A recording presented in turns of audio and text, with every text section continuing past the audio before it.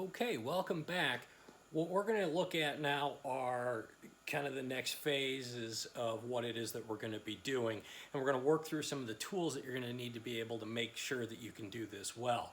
First thing I want to show you though is I was not kidding when I said that you will never use this brush again. You can see how this thing is like literally just cracking. I can't even break that.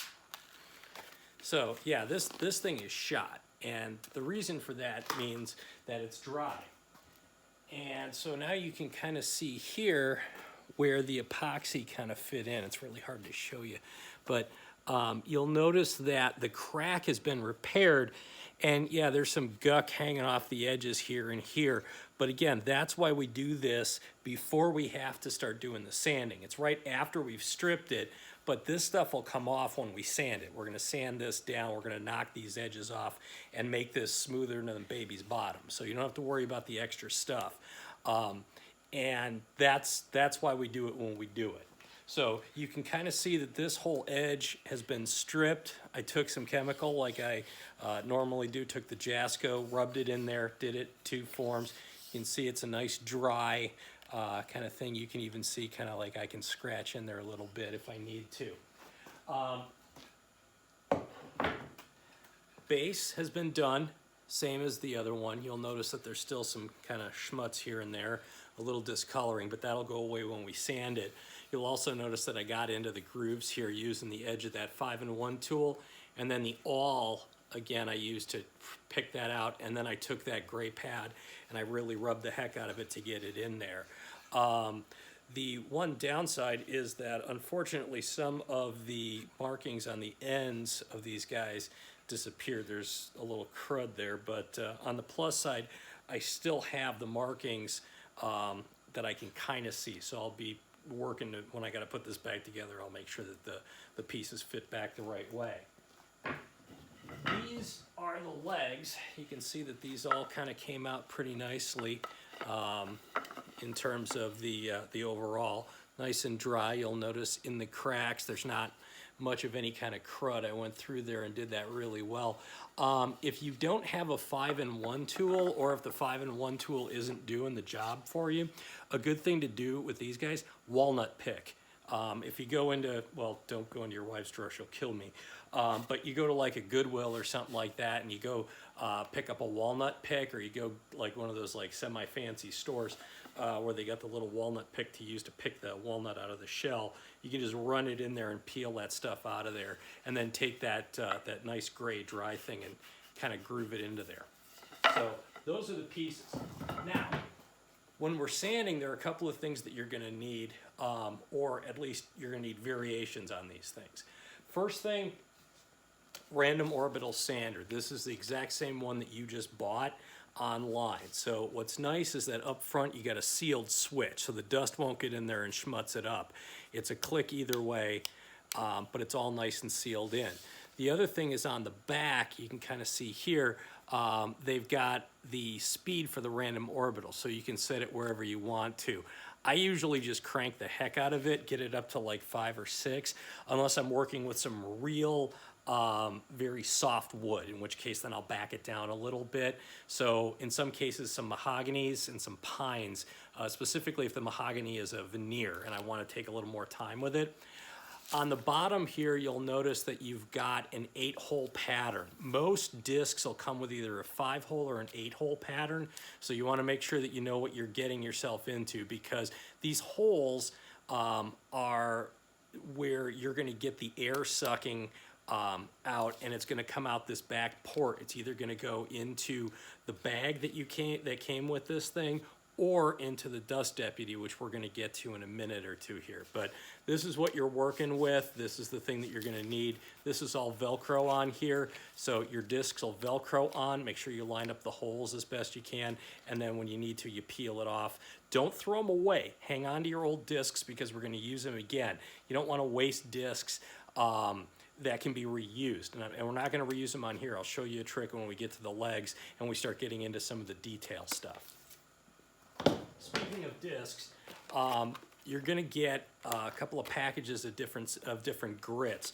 The grit number is over here, so you can see this says 120 on it. This is pretty much the only disc that I use overall. I must say about 90% of the time this is the disc I'm going to use, and here's why. The heavier discs, if you start going 100, 80, 60, 40, and even back, it's a lot coarser.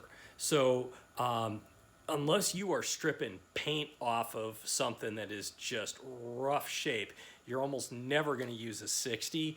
80s are a little heavier. 100 sometimes I try, but the problem that I run into is this.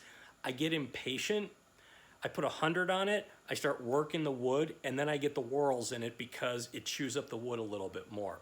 The reason why those things exist are for people who don't do what we just already did here with the chemical stripping. So if you were to try to take off varnish with a sanding disc, yeah, you're going to want something a little heavier. The smaller the number, the coarser the disc. So in this case, I stick with 120s. I buy them by the boatload, and I really get a lot of use out of them. That being said, when I'm putting kind of a nice fine finishing touch on it, I use these guys. There's a smaller package. It doesn't say on the front because I lost the little thing, but it's what we call a 220, and it says so right on the back, so you can kind of see on the back of this thing, it's a 220 grit.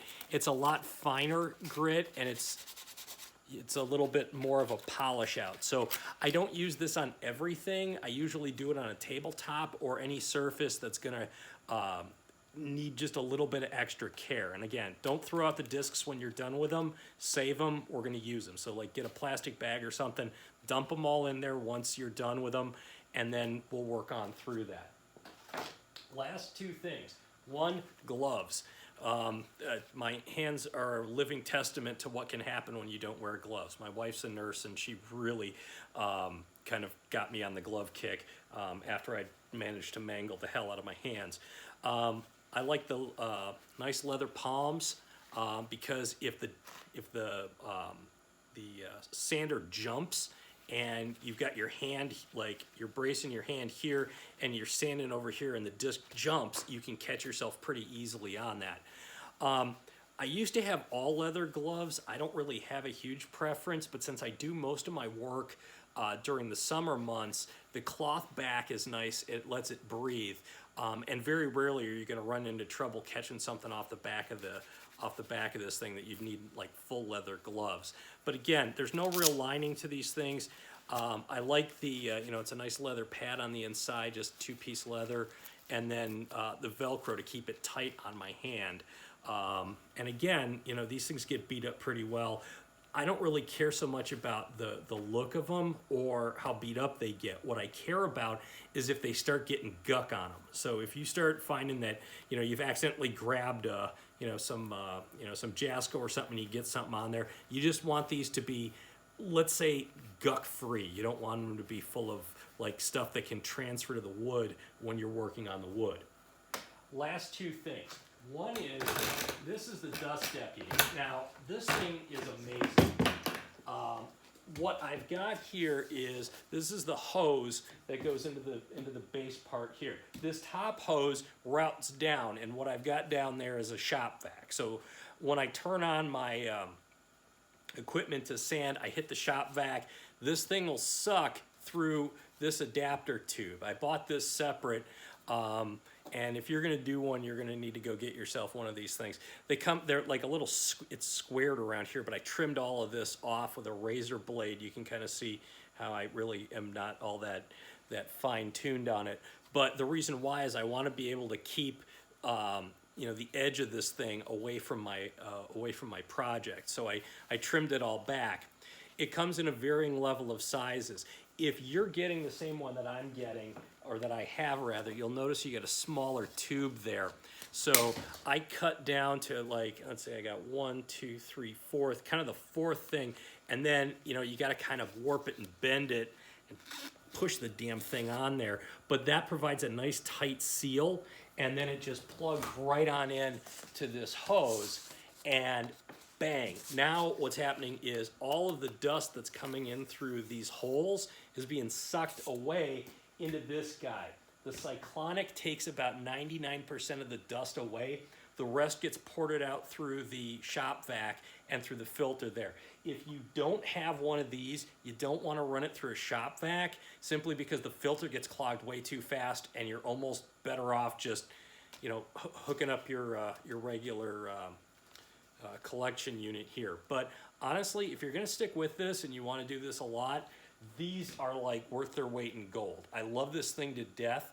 There are people who put them on rollers and stuff like that. The only thing I did to mine, and you can kind of hear it when you drop it, I took an old iron, the old kind of iron that they would use that was all solid, kind of like steel, and used to have one of those old hands. I used to heat them up on the stove. I dropped that in the bottom of this so that way this thing doesn't fall over. It really stabilizes it. But toss a brick in there or something like that, you'll be fine. But Oneida puts these things out. They're about $100 a piece. They come with the hoses. They don't come with the adapter, but the adapter's like $10. You can buy it at the same place that you would buy any of your discs or anything else. So that's the setup for what we're going to do next. Next time you see me, we're going to be doing some sanding, or at the very least, I'm going to show you what the sanding looks like so you don't have to listen to the noise. Again, if you like the videos, keep hanging in. If not, tell me and what you need. We'll make it work. Thanks.